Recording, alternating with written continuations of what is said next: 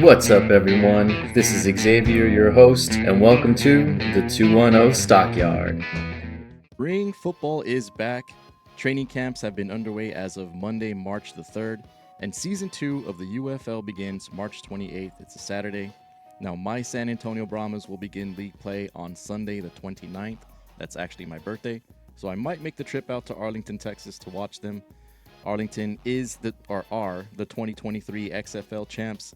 The Brahmas are the 2024 XFL conference champs, so that should be a great first matchup to begin the season with. Now, prior to March the 3rd, the quarterbacks were actually supposed to have reported to camp. Now, I say supposed to because there's a little bit of drama that happened there.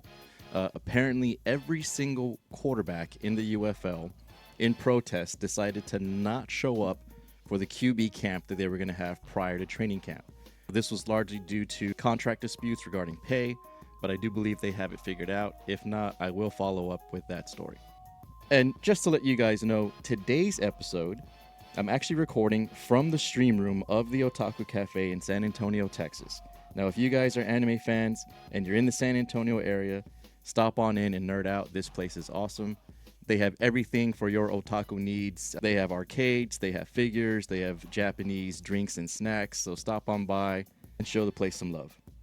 Okay, let's talk about it. We got to talk about the schedule. I don't know about you guys, but when I first saw the schedule, my automatic thought or reaction was, seriously, what the fuck? But then I kind of looked at it, and then it made sense, and I could see why. There are going to be some venue scheduling conflicts with this season, mostly in part due to Fiesta. Now, for anyone that doesn't know, San Antonio has its own little event called Fiesta. It usually spans across 2 weeks, and it's very reminiscent of, I want to say, Mardi Gras. Now, not as rowdy, but still fun. The city comes out. It seems to be like there's a party every day for 2 weeks straight. And yeah, we kind of go wild for it. So I understand that the Alamo Dome's going to be occupied during Fiesta. And if that wasn't enough, I believe the Final Four is also going to be hosted here in San Antonio. So lots of scheduling conflicts with the venue. So again, I understand why the schedule is the way it is. Having said that, here's why I'm upset. This means the Brahmas in the 2025 are only going to play 4 home games and 6 away games. So we are already handicapped with the home and away schedule versus everyone else. Now, to make matters worse, our first home game isn't going to happen until smack dab in the middle of the season, week 5. So I'm not going to say we're going to deserve an asterisk for this season. I'm not trying to make any early excuses for why they might have a bad season. In fact, I don't think we're going to have a bad season, if I'm being honest. We're returning more than half of our players from last year, so I do think we look pretty strong. But I digress. Getting back to the schedule. I am upset that they have to have such a grueling start. Starting off the season with 4 straight road games and not having a home game until the middle of the season is pretty fucked up. It's not just a handicap, it's pretty fucked up. All I can say is whoever's writing the script this year may have a vendetta against the Brahmas, or maybe they have an underdog story in hand. Start off the year as a road underdog, giving the team a bigger chip on their shoulder with even more to prove now. I think it will work in our favor. And being that we're returning more than half of the league's #1 defense last year, I don't think road games are going to be a problem. Honestly, I'm just more upset that I can't go to a home game till week 5. And let me take a quick break to let you guys know that today's episode is actually sponsored by HighGardenDelivers.com. If you enjoy green both on and off the field, I definitely recommend you check out HighGardenDelivers.com. They offer same-day delivery to the greater San Antonio area. They have flour, vapes, gummies, and pre-rolls all available for same-day delivery. Check out HighGardenDelivers.com. All right, let's get into our quarterbacks. Now, historically speaking, the Brahmas have not had a very good outlook on the quarterback situation. We did get lucky last year with Garbers, but then he just decided to take a shit in the championship game and not produce. Dormady tried, but by the time they put him in there, it was just too little too late. This year, we're bringing in 3 new quarterbacks. Well, actually, 2 new quarterbacks. So returning is Kevin Hogan. Played college at Stanford. He was with the Brahmas last year, but only played in 2 games. He didn't even play a full series. It was just a couple of reps. His stats for last year, he had 5 completions out of 7 targets, a total of 38 passing yards and 3 rushing yards. Not a lot to really comment or critique on, but he is coming back for this season. We are also adding Houston's quarterback from last year, Jarrett Guarantano, and I hope I'm saying that right. I'm sorry if I mess it up. Jarrett Guarantano. All right, if you guys know how to say it, let me know in the comments. He played college ball at Washington State, played with Houston last year, but he only played in 4 games. He was more of a backup for Houston as well, so the San Antonio Brahmas now have him. I think the name that everyone is curious and maybe even excited about, this is the guy that I believe is going to come in to be our first string quarterback, and that's none other than San Antonio native Kellen Mond.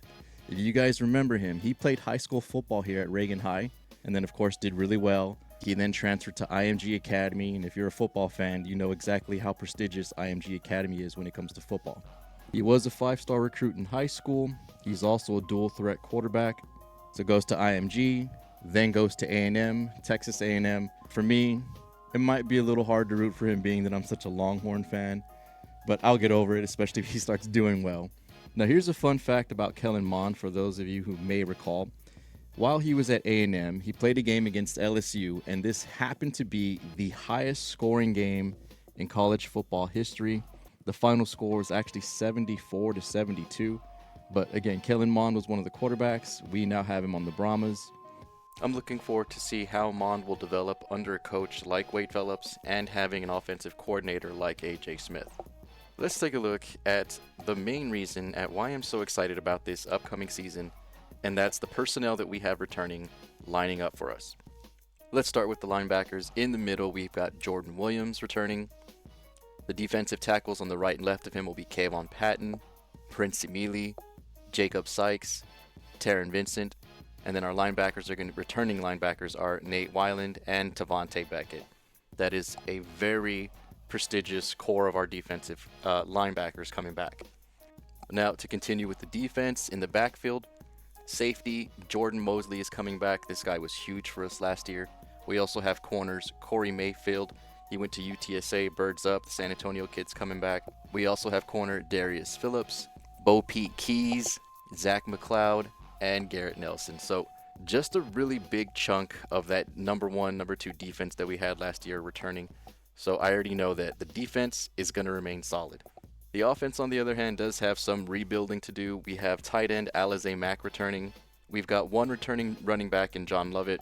This guy was fast. This guy could cut and juke. I'm so glad Lovett's coming back. I think my favorite player coming back is this guy right here, wide receiver John Trey Kirkland. This guy is amazing. As long as he stays healthy, we're going to have an amazing season with him. We also got Marquez Stevenson coming back, a.k.a. Speedy. Justin Smith is coming back, a.k.a. Stu. We have Donald Delahaye, a.k.a. Destroying, coming back this season. I'm very excited to see him kicking field goals out there. I want to see him bounce back this year. And then we've got one of the funniest guys on the team, the punter Brad Wing is also coming back. So not too much of the offensive core coming back, meaning the wide receiver room is almost the same. So we'll see how many more pieces get added. And if that's not enough, returning on the O-line, we have center Alex Filstrom. On either side of him, we're going to have offensive linemen Sam Tecklenburg, Chuck Filiaga, Greg Eland, Derek Kelly, and Aaron Monteiro. So a pretty good core of the O-line coming back as well. So just a lot of positives looking at the lineup coming into this season. For anyone interested, you guys can pause this screen here, but I wanted to bring it up just to show everyone how affordable this season actually is going to be. This is probably the one major positive out of the Brahmas only having 4 home games. Season tickets cost less. The end zone's not bad as far as the fan experience goes. I liked being in the front, giving high five and daps to the players whenever they score touchdowns. And of course, talking mad shit to our opponents. They hated us in that end zone. But again, very affordable. It broke down to about $35.50 a ticket. For the season, it's only $142. Not bad. I did pull this directly off of the UFL's website, by the way, the UFL.com. But I did want to point out something new with this season with these tickets. At the very bottom, you can see that new to this year for season ticket holders will be the member-only entrance for the game. So that's pretty cool and get in a little bit quicker. This was a big one here. you get 2 complimentary tickets to the lower bowl area to invite, a first timer, anyone that wants to go. So that's pretty cool that you get 2 additional tickets. And the last perk is exclusive season ticket offers and rewards for like other team partners. So I guess any other company or store that sponsors the Brahmas may offer a discount to season ticket holders. So that's kind of cool. And if you're curious, if you don't want season tickets and you just want to go to one game or 2 games, single tickets, the cheapest ones start at $28. So not a huge difference between the single game price by itself versus the breakdown of a season ticket. So you might as well just get the season tickets, in my opinion. That's it for this episode of the 210 Stockyard. It's good to be back. Thanks for hanging out with me for a bit. Please like and subscribe if you haven't already. And stay tuned for more episodes of the 210 Stockyard.